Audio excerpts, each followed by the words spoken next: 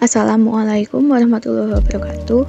Perkenalkan, nama saya Rizky Ayu Hijriana dengan NIM 21010044054 dari jurusan Pendidikan Luar Biasa kelas 2021B Universitas Negeri Surabaya.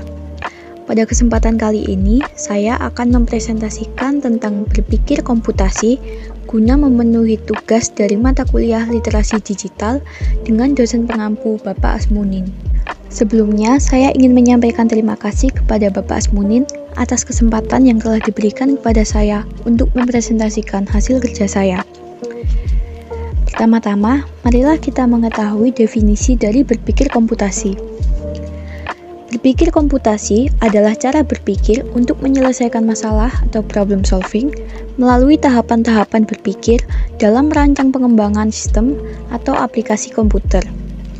Menurut Wing dalam bukunya pada tahun 2006 halaman 33 berpendapat bahwa computational thinking melibatkan pemecahan masalah, perancangan sistem, memahami perilaku manusia dengan berkaca pada konsep-konsep dasar ilmu komputer.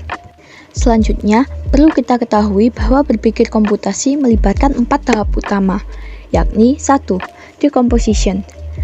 Decomposition merupakan pembagian masalah menjadi bagian-bagian yang lebih kecil atau sederhana. 2. Pattern recognition, yakni mencari atau mengenali kesamaan pola dalam masalah maupun antar masalah yang ingin dipecahkan. 3. Abstraction. Abstraction merupakan tahap melihat permasalahan secara mendasar sehingga dapat melihat jangkauan yang luas dan yang lebih penting, serta mengabaikan detail kecil yang sebetulnya kurang relevan. Keempat, algoritma, yakni mengembangkan sistem, sekuen, atau langkah-langkah solusi yang dapat diterapkan secara menyeluruh terhadap pola yang sama sehingga lebih efektif dan efisien.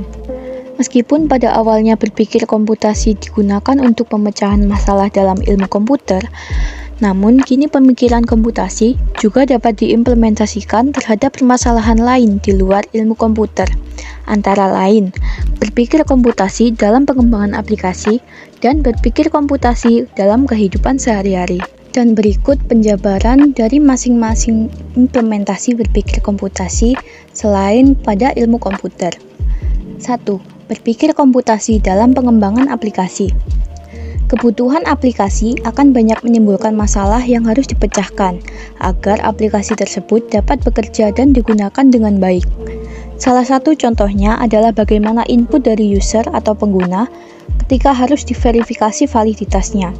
Misalnya, pada suatu pengisian form, terdapat suatu isian wajib yang jika tidak diisi, maka aplikasi tersebut tidak akan dapat memprosesnya.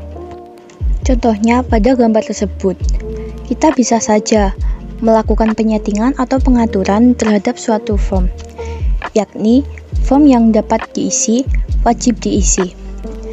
Form yang wajib diisi terdapat tanda bintang. Dan jika kita mengatur satu persatu, misalnya untuk nama lengkap, jurusan, NIM, dan lain sebagainya, akan terasa sangat merepotkan, bukan? Maka dari itu, kita dapat melakukan pengaturan untuk seluruh form yang harus diisi. Kita tinggal memilih saja form apa saja yang wajib diisi. Lalu, kita tinggal menunggu responden untuk mengisi form tersebut. Setelah kita melakukan pengaturan untuk form yang wajib diisi, maka responden jika tidak mengisi form tersebut, maka form tidak akan dapat diproses, sehingga timbullah peringatan seperti ini. Ini menandakan bahwa responden harus mengisi form tersebut sebelum benar-benar dapat diproses oleh sistem. Kedua, berpikir komputasi dalam kehidupan sehari-hari. Dalam kehidupan sehari-hari, kita sebenarnya sudah sering melihat cara berpikir komputasi, antara lain 1. Sistem antre, 2. Tatanan hukum, dan 3. Standar operasional dalam suatu pekerjaan. Mengapa ketiga hal tersebut dirasa menerapkan berpikir komputasi? Karena dalam ketiga hal tersebut telah mempertimbangkan beberapa hal yang menyangkut sebab dan akibat. Maka dari itu, tiga hal tersebut dapat disebut dengan berpikir komputasi. Untuk contoh penerapan keempat, yakni penanganan sebuah kasus narkoba. Untuk berpikir berpikir komputasi dalam penanganan kasus narkoba dapat dijelaskan sebagai berikut. Dalam hal ini, tidak semua dianggap sebagai pelaku, namun terdapat juga korban. Yang pertama, untuk bandar sendiri dihukum berat, termasuk penjara maupun hukuman mati.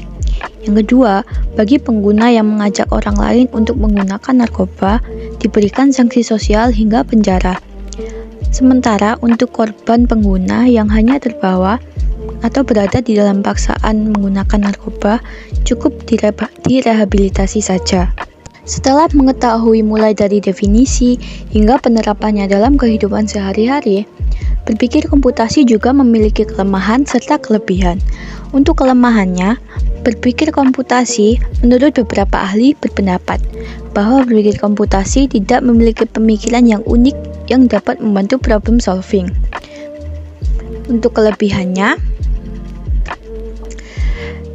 dalam berpikir komputasi bermanfaat jika kita tidak mengerucutkan suatu hal, bisa jadi dampak yang kita inginkan tidak maksimal. Maka dari itu, pendekatan saintifik juga dirasa efektif jika diaplikasikan pada perguruan tinggi yang berorientasi membentuk ilmuwan atau cendekia. Setelah mengetahui beberapa hal tentang berpikir komputasi, maka dapat disimpulkan, terlepas dari kelebihan dan kekurangan berpikir komputasi, kegiatan berpikir komputasi yang merupakan tahapan-tahapan berpikir dalam merancang pengembangan sistem atau aplikasi komputer cukup efektif sebagai pemecah masalah lain di luar ilmu komputer dan sangat efektif jika diimplementasikan dalam kehidupan sehari-hari. Berikut referensi artikel yang saya gunakan dalam menyampaikan materi berpikir komputasi. Sekian presentasi yang dapat saya sampaikan. Bila ada kekurangannya, saya mohon maaf. Terima kasih. Wassalamualaikum warahmatullahi wabarakatuh.